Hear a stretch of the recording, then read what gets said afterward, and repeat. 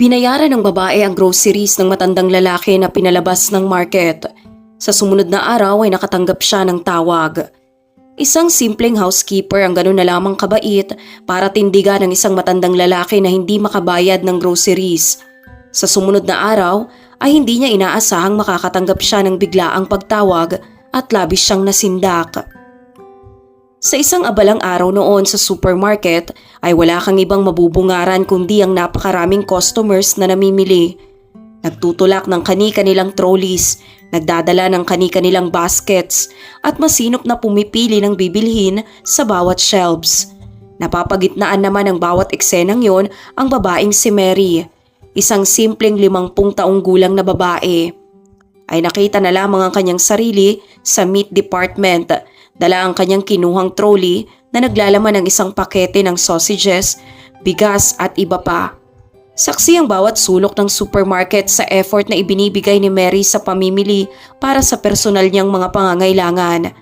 Habang namimili pa ng ibang bilihin ay napapasimangot na lamang dahil sa mga nagmamahalang pagkain at delata.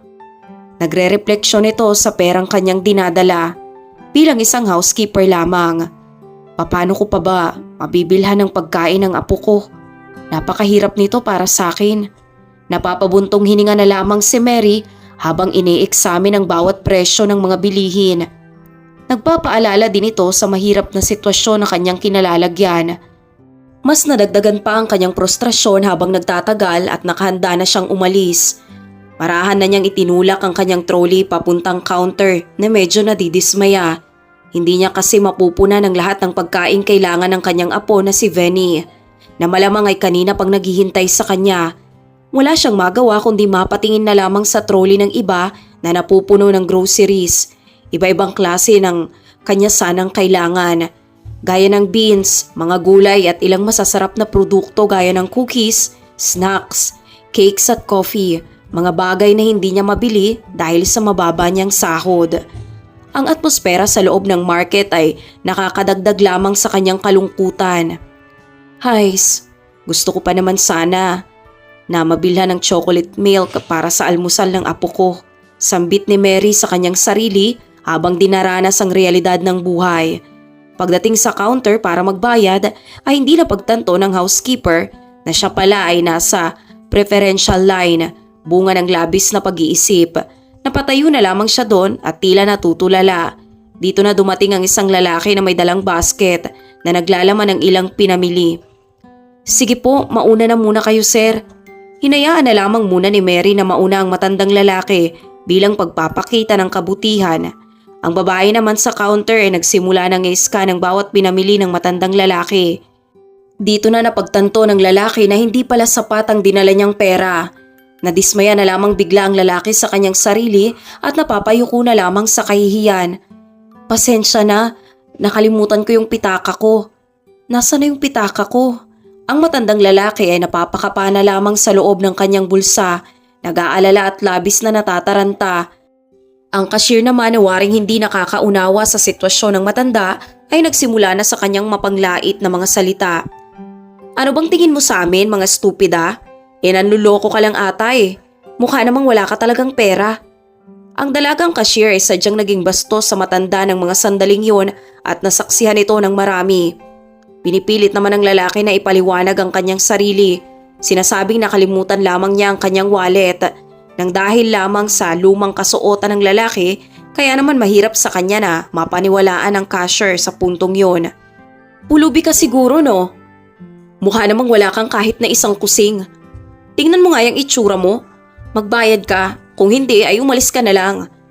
Kahit na ang basket ng matanda ay naglalaman lamang ng isang pakete ng crackers, ilang yogurt at bag ng harina ay naging dahilan na ito para pagsospetsahan ng lalaki at akusahan ng kung ano-ano.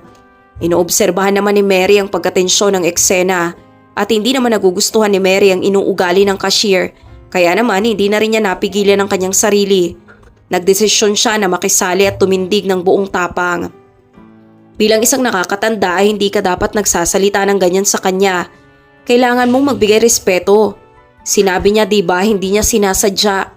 Nakalimutan lamang niya ang kanyang wallet. Hindi sapat yun para ipahiya mo siya ng ganyan.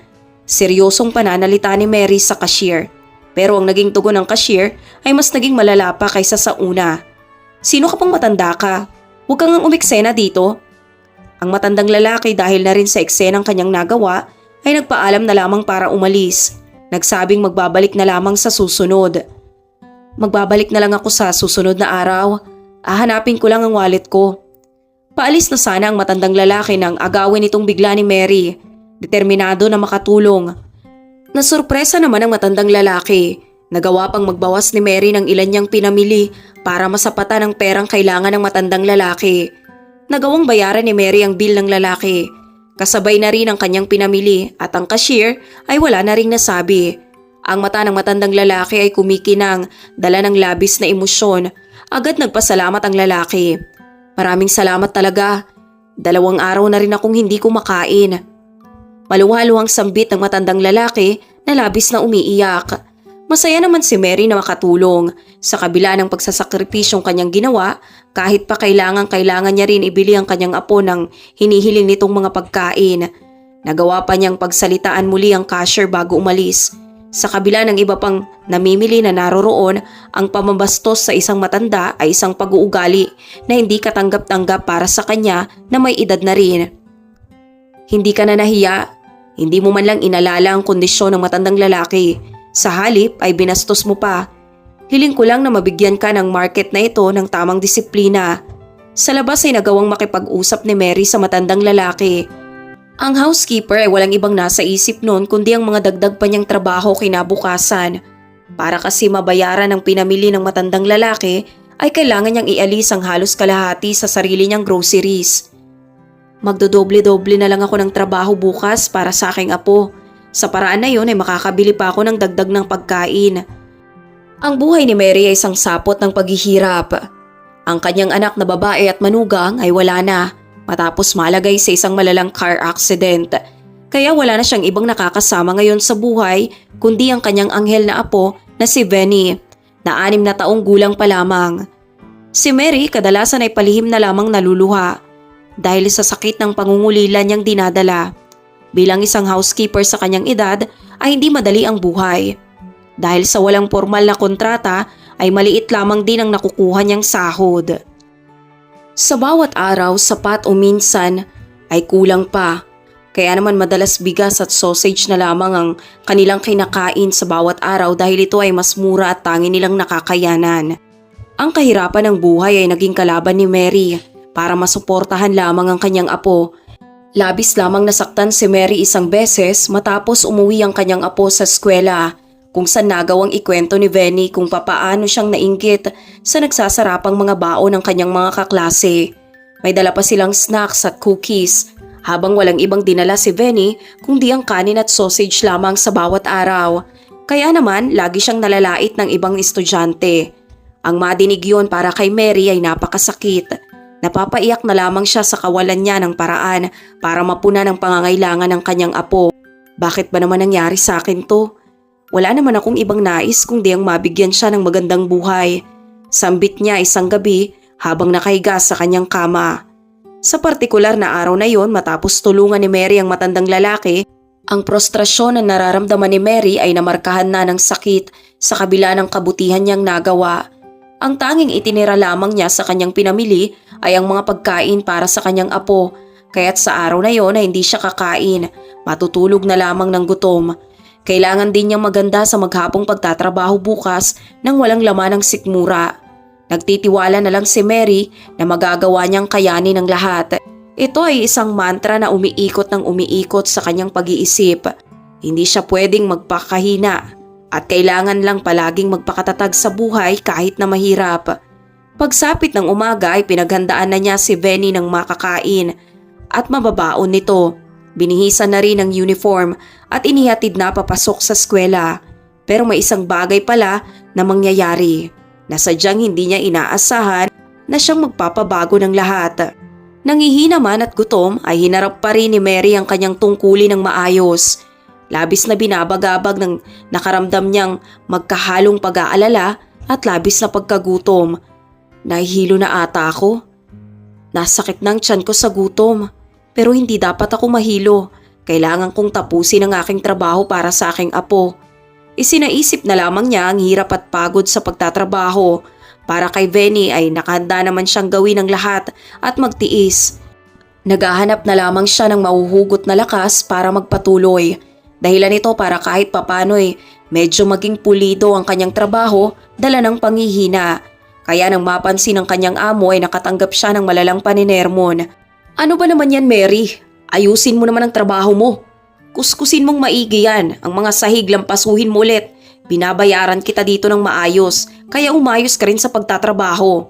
Pag naabutan ko pa yung ganyan ay mawawalan ka ng trabaho, tandaan mo yan. Sa oras ng pananghalian ay naging mabigat pa kay Mary na masdang kumakain ng masasarap ang kanyang amo habang siya'y nagtitiis sa pananakit ng kanyang tiyan. Nang dahil hindi niya matiis ang amoy ng masarap na pagkain ay umalis na muna si Mary at lumayo. Kaya naman ang kanyang pahinga ay pinalipas na lang muna niya sa hardin. Kailangang libangin ko ang isip ko nang hindi ko madama ang gutom. Napupuno ang kanyang pag-iisip ng labis na frustrasyon sa kung papanong ganun na lamang ang kanyang buhay at papano na lamang ang kinabukasan ng kanyang apo. Dito na naganap ang isang bagay na hindi niya inaasahan. May tumawag sa phone ni Mary na hindi kilalang numero.